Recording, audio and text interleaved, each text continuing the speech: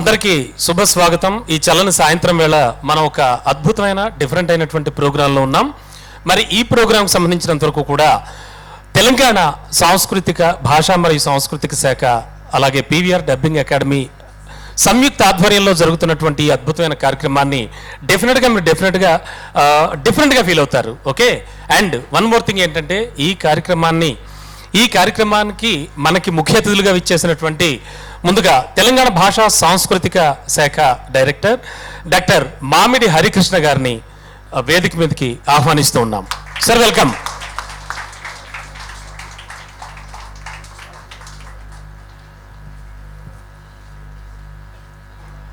Welcome sir. And Sairaj గారు sir కూడా చాలా కల్చరల్ యాక్టివిటీస్లో అది చాలా యాక్టివ్గా ఉంటూ ఉంటారు. అనేక మందికి మార్గదర్శకులుగా నిలిచారు అండ్ మినిస్టర్ గారి వద్ద పిఏగా కూడా వర్క్ చేస్తూ ఉన్నారు. సార్ సాయిరాజ్ గారు, సార్ వెల్కమ్.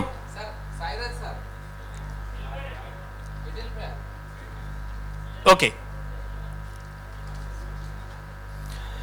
ఎస్, స్వర సామ్రాట్ ఆర్సిఎం రాజు గారు మాకు గురు సమానులు.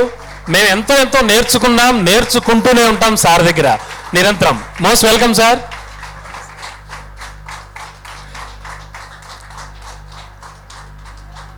నెక్స్ట్ ఎంఎస్ నవీన్ కుమార్ గారు SS music academy and music డైరెక్టర్గా ఉన్నారు. Sir welcome.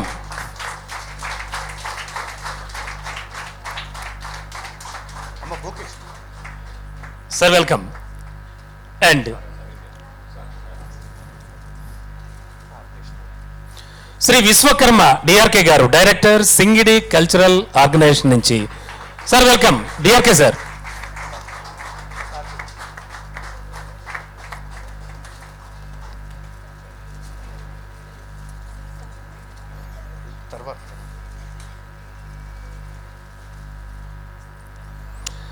Doctor Keerthi Satish Kumar గారు CEO and founder Saayam foundation. Please sir, please అండి బోకే ఇవ్వండి. శ్రీ ధరణికోట శివరామ ప్రసాద్ గారు cinema writer. Please come sir. గట్టిగా చప్పట్లు కొట్టాలండి. డాక్టర్ బి సుబ్బారాయుడు గారు మేనేజింగ్ డైరెక్టర్. సార్ వేదిక మీదకి రావాల్సిందిగా కోరుతున్నాం.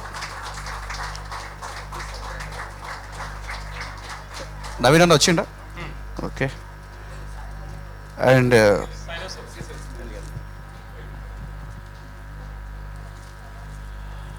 వైపి కళ్యాణ మాధవి గారు వైస్ ప్రెసిడెంట్ టీఎండియూ నుంచి and senior dubbing artist. And welcome ma'am.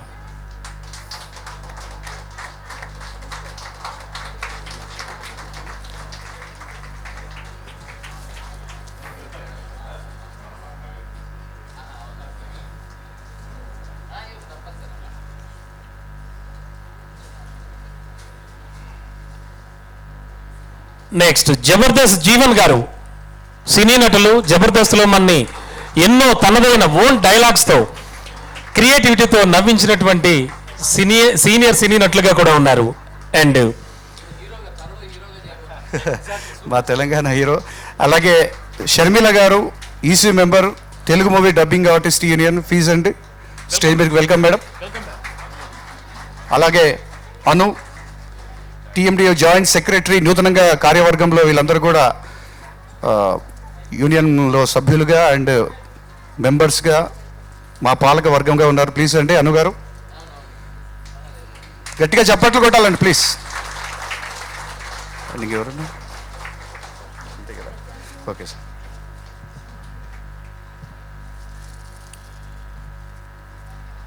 Yes, ఈరోజు ఒక అద్భుతమైన ప్రోగ్రాం అయితే మనం చూడబోతున్నాం. అంటే నథింగ్ బట్ మూవీని చూడబోతున్నాం.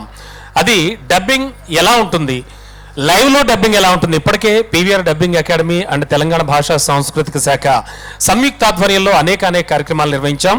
అండ్ అనేక మంది ఇటువంటి ప్రముఖుల సమక్షంలో మరి ఇటువంటి మరో అద్భుతమైన ప్రోగ్రాం కూడా ఇప్పుడు చూడబోతున్నాం. సో ముందుగా ఒకసారి తెలంగాణ భాషా సాంస్కృతిక శాఖకి డైరెక్టర్గా ఉన్న డాక్టర్ మామిడి హరికృష్ణ గారిని ఒకసారి ముందుగా మాట్లాడమని మనవి చేస్తున్నాం. సార్. శుభ సాయంత్రం. తెలంగాణ ప్రభుత్వం భాషా సాంస్కృతిక శాఖ పీవీఆర్ డబ్బింగ్ అకాడమీ సంయుక్తంగా ఇప్పటి వరకు గత కొన్ని ఏళ్ళ నుంచి దాదాపు ఒక 6-7 సంవత్సరాల నుంచి చాలా రకాల కార్యక్రమాలను ఏర్పాటు చేయడం జరిగింది. ముఖ్యంగా డబ్బింగ్కి సంబంధించి దాంట్లో ప్రధానంగా ఏంటంటే మేము what I termed this entire process of dubbing as voice acting అని పేరు పెట్టాం మనం. డబ్బింగ్ అనేది సరే సినిమా గ్రామర్లో 24 క్రాఫ్ట్స్లో దాన్ని డబ్బింగ్ ఆర్ట్గానే డబ్బింగ్ ఆర్టిస్ట్గానే చూస్తున్నప్పటికీ మనం మాత్రం అనుకునేది ఏంటంటే they are not only the dubbing artist but they are the voice actors. వాయిస్తో యాక్షన్ ఒక నటుడు తెర మీద కనిపిస్తూ ఒక పూర్తి స్థాయి పాత్రని ఏ మేరకు ఎలా చేయగలుగుతాడో, ఎలాంటి హావభావ విన్యాసాలతో, ఎలాంటి బాడీ లాంగ్వేజ్తో తన పాత్రని రక్తి గట్టించి ప్రజలందరికీ సమ్మోహనపరుస్తాడో, కేవలం ఒక స్వరం ద్వారా, గాత్రం ద్వారా అలాంటి భావనను అంతటిని కలిగించగలిగిన అత్యంత అద్భుతమైన కళాకారుడు వాయిస్ యాక్టర్ గనక, వాయిస్ యాక్టర్ గనక మనం ఏం పెట్టామంటే డబ్బింగ్ ఆర్టిస్టులకి వాయిస్ యాక్టర్, వాయిస్ ఆర్టిస్ట్ అని పెట్టుకున్నాం.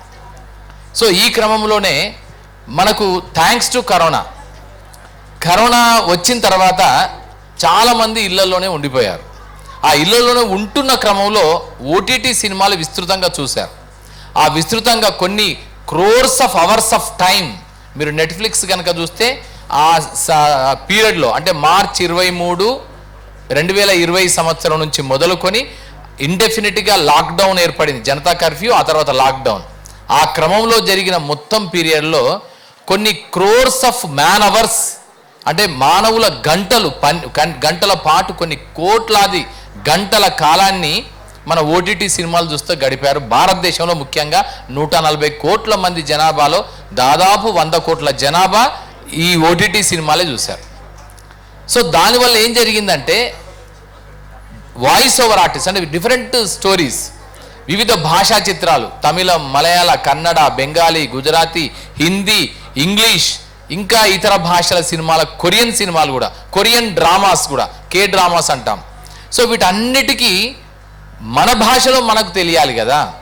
వాళ్ళు నేపథ్యం వేరుండొచ్చు, కల్చర్ వేరుండొచ్చు, అదంతా వేరుండొచ్చు, క్యారెక్టర్స్ వేరుండొచ్చు, వాళ్ళ కాస్ట్యూమ్స్ పరంగా, వాళ్ళ కన్స్ట్రక్షన్ పరంగా, ఆర్కిటెక్చర్ పరంగా, ఆ నేపథ్యపు ప్రదేశాల పరంగా, పరిసరాల పరంగా వేరుండొచ్చు. కానీ మనతో నేటివిటీ కనెక్ట్ కావాలంటే language is the only way to connect with the audience.